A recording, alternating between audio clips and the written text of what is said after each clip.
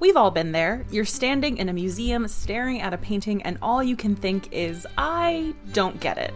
To me, knowing the story behind an artwork is a huge part of knowing how to look at it. I'm Amanda, the host of the Art of History podcast, where we view history through the lens of some really great works of art. Each episode, we dive deep into the bigger picture behind some familiar and maybe not so familiar pieces. Check out Art of History now wherever you get your podcasts.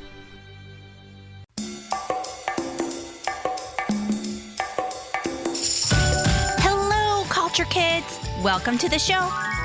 We are a family podcast dedicated to empowering a generation of kind and empathetic creators and citizens of the world. We are joined today by Miss Maria Biswalo, an educator and children's book author, here to teach us all about the Kanga, an important garment that holds deep cultural significance to many countries in East Africa. Hello. My name is Asher and I'm your host along with my mom, Kristen. Before we meet our guest, we want to say a big thank you to Ezra and his mom for your 5-star review. They said, me and my son Ezra have a very good time listening to this podcast, and his favorite episodes are the Pokemon one and the Navajo episodes. Thank you again. Thank you, Ezra. And thank you, Ezra's mom. You're awesome. And we also want to say thank you to Eartha Chang from California. Eartha said, love how this podcast is engaging and relatable for both adults and young audiences. Great educational podcast spreading knowledge and acceptance in our multicultural world. Thank you, everyone. We appreciate you. And grown-ups, please share Culture Kids with your friends and educators wherever you are. Your support helps us grow and create more episodes so families around the world can celebrate our differences together. We believe that now, more than ever, it's important for families worldwide to hear our message of inclusion, hope, and community. Thank you for your support. And we have a birthday celebration. We want to say happy birthday to Luna Kim from California. Luna is turning 7 years old. Happy birthday, Luna! Well, let's hurry up and meet our guest, Miss Maria Biswalo. Welcome to the show. Let's go! Mambo Zenu, Asher and Kristen, and Maria, and I can't wait to get started. So let's go. Such a pleasure having you on the show. Thanks for being here. Can you tell us more about yourself? I am Maria, and I am mother of 2 bicultural children.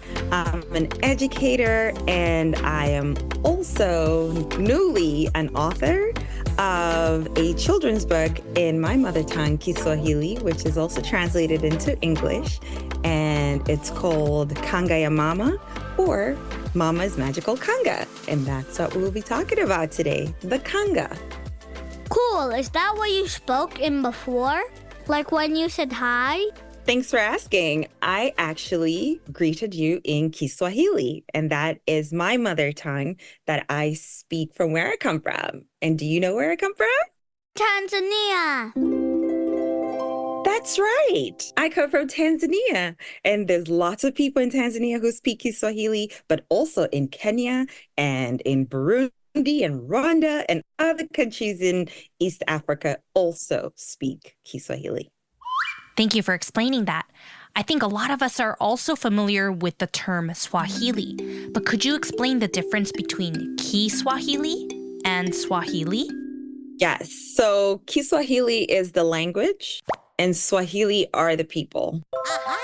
Oh, so Swahili is like the people that speak Kiswahili. Exactly. So could you tell us what a Kanga is? Mommy says it's an important part of Tanzanian culture. So a Kanga is a cloth that is worn in East African countries. It's rectangular shaped, and it usually has a border around it. And very distinctly or very specifically, it has some words written on it. Interesting. So Miss Maria showed me some photos of her family members wearing kangas draped in different ways, and they are beautiful, colorful, and full of stunning patterns. Wow. Could you give us a brief background of how the kangas became a significant part of Tanzanian culture? So the Kanga started as a cloth or a garment that was worn mostly on the coast because it happened or it came about during the trading of goods between people coming in from India and Portugal. Hard to port. So it really generated from there. Got it. It used to be a cloth that was worn by wealthier people or people with a high social standing. But in the turn of the century, that is the 20th century, it started to be worn by women in society as a whole. And so it became a unifying garment or a cloth that we could all wear. And then now, though, it's just worn all around. There's no household that I can think of in Tanzania that does not have a Kanga. That's cool. Mommy always says in Korea, everybody has kimchi in the fridge. And that's kimchi. Like everyone. And I've been to many homes in Korea, and everyone really does have kimchi in the fridge. That's a really interesting comparison, Asher. So how is Kanga usually worn? Usually comes in two pieces. And so people would wrap one piece around their waist and the other piece be worn to cover their heads. More in line with the Muslim culture, which is coastal culture. But now everybody does it. And yeah. Thank you for sharing this. One of the things I love about Tanzanian culture is how diverse yet unified the country is as a whole. People there practice many different religions like Christianity or Islam, creating a colorful mix of cultures and communities all across the country. Yeah, so we even celebrate all the Muslim holidays and all the Christian holidays. Those are bank holidays. I'm Christian, but I fast during Ramadan because we live so close together. It's also fun. You get invited to all these iftars, you know? And so you're like, whose house are we going to for iftar today? And so growing up, that was just part and parcel of who we are. Oh, I know what iftar is. Iftar is the meal you eat to break fast during your Ramadan. Yep, exactly. Yeah, that unity, that oneness, and how the Kanga really unifies people. And it puts us all on that same level because then, again, it doesn't matter if you're wealthy, not wealthy, whatever, but any woman feels empowered in a Kanga. Because it's something that we all have and that makes us just feel that sisterhood, that togetherness. And so, yeah. That's so cool. But it's not just used by women or girls. It's like for everyone, right? Wonderful question, Asher. A Kanga is a unifying cloth, not just for women in Tanzania, but just for Tanzanians as a whole. Because whether you're a man or woman, you have interacted with the Kanga in one way or another. That's cool. So you mentioned before that there are writings on the Kanga. Could you explain more about this? So the writings on the Kanga usually send a specific message. Sometimes it can be a cheeky one. It can also be words about loving someone or being thankful for someone or something. And at times it can even be used for a campaign. And that can be a political campaign or an ad campaign to advertise something. So really, it's a message on a cloth. That's what the Kanga is. Campaign? Kind of sounds like camping. So campaign is when you're convincing a lot of people to believe in or support something, like a new idea, a person running for office, or a cause like saving the environment. People in a campaign work together to spread the word and get others excited about their idea or goal. So in this case, the campaign words would be written on the Kanga. Cool, kind of like a secret message. Do you write it yourself on the Kanga? It's something that is usually ready-made. And so when you go to a Kanga shop, you go there with a purpose and say, okay, today I am looking for a Kanga with this message. And it's interesting because sometimes the patterns on the Kanga might not fit the message that is on the Kanga. So you really need to be careful. Sometimes there could be a disconnect. So you really need to be careful. You can't just go like, oh, that's a beautiful Kanga and get it and not read the words and understand what the words are. Like if you want to wear a Kanga to a friend's birthday party, it should say happy birthday, not like happy anniversary. That's like singing happy anniversary to you. It's like singing that. Yeah.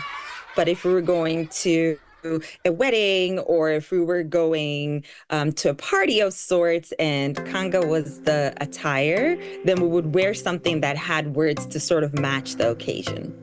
We gift Kangas when children are born, when girls are becoming teenagers as a sign of welcome to adulthood. We give Kangas when people are grieving, when they've lost a loved one. It's really versatile in a way that it can be used, but again, that message that goes with it is usually tied to the occasion in which we would wear it. So it's very important to make sure that your message matches what it is that you want to convey. I love that there are Kanga shops you can walk in looking for a message or meaning. What a wonderful way to stay connected to things that are special and meaningful to you. I would like my Kanga to say, hug a tree. Because Earth Day is this week. That would be a wonderful campaign to wear on your Kanga.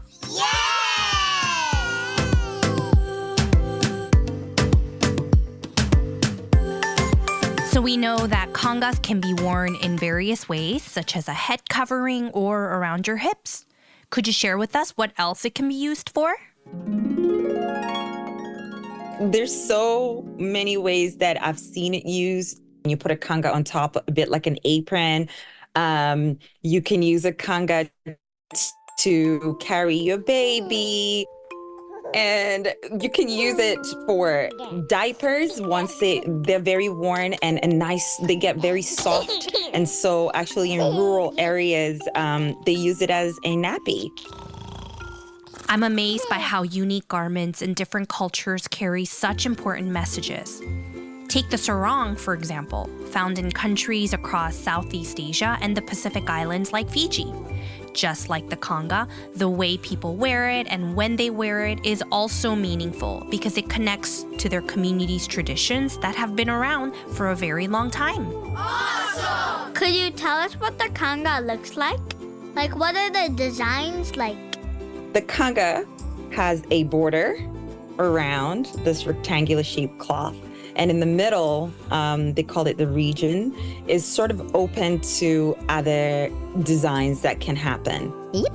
Older designs used to mostly have geometric shapes, like squares and triangles and circles. But now, they really could symbolize anything. There's lots of floral patterns. There's lots of agricultural goods like fruits, especially cashews. Cashews like the nut? Specifically cashews because, again, the origin of the Kanga is from this coastal region, and that's where the cashews grow in Tanzania. Cool. So fun and creative. If we're having an election coming up, you could have pictures of the different candidates, and they distribute these Kangas to people with their motto, or welcoming another dignitary or a president. Barack Obama came and we have the Obama Kangas. It really varies with the messaging, and so it's kind of cool. Could you tell us about a Kanga that you like to wear? I have one Kanga, for example, which is about women's rights and women empowerment. And it has a picture, just a repeated pattern of a woman riding a bicycle in a Kanga. Awesome. Like a woman dressed in a Kanga riding a bike. The patterns are far and wide and can just represent anything and everything. And grown-ups, be sure to hop over to our Instagram page at Culture Kids Media to check out some photos of Kangas provided by Miss Maria's family, showcasing the different ways they're used. See you there.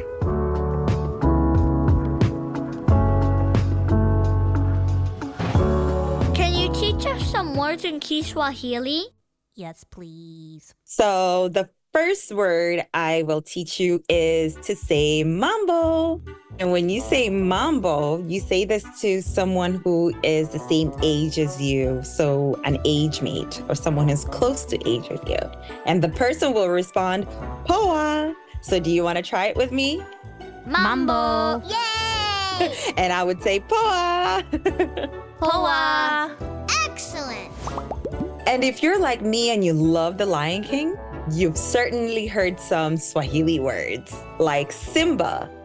Simba literally means lion. What? I didn't know that. So we already knew some Kiswahili. Yeah. And then Rafiki, the monkey, means friend. Oh, Rafiki is Simba's friend. He helps Simba. Yes. So again, it makes sense now. Next time you're watching The Lion King, look out for Simba and Rafiki. There it is, folks. Simba means lion, and Rafiki means friend in Kiswahili.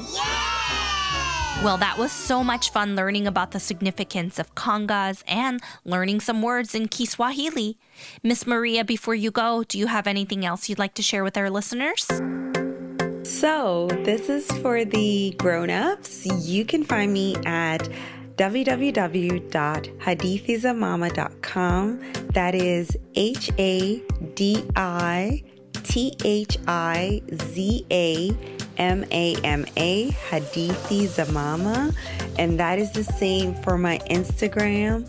If you would like to purchase my book or would like to ask me for more recommendations of books about Kangas or just children's books written by Tanzanian authors, I would love to connect and share that with you. So thanks again for connecting with us and for being willing to learn about Tanzanian culture. Bye, Miss Maria. Kwaheri, Asher na Kristen. Bye, Asher and Kristen and Culture Kids community. It has been so wonderful to be here with you today.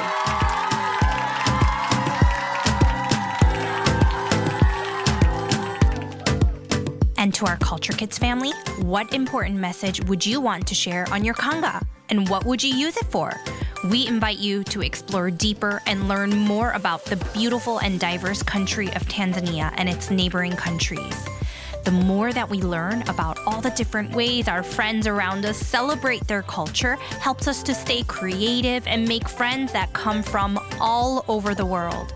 So keep exploring because great adventures are waiting for you. And of course, here at Culture Kids, you and your family are always welcomed, included, and celebrated exactly as you are.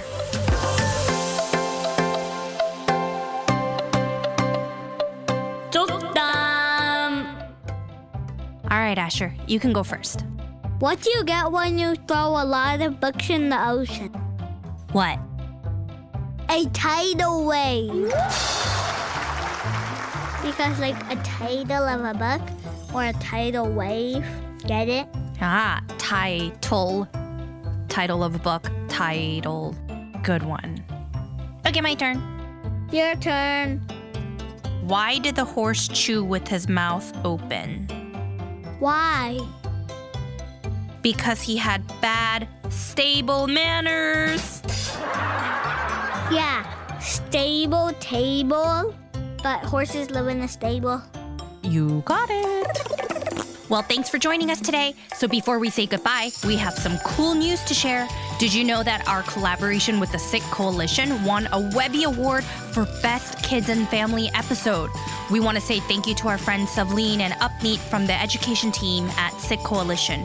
If you haven't checked out the episode yet, please do so.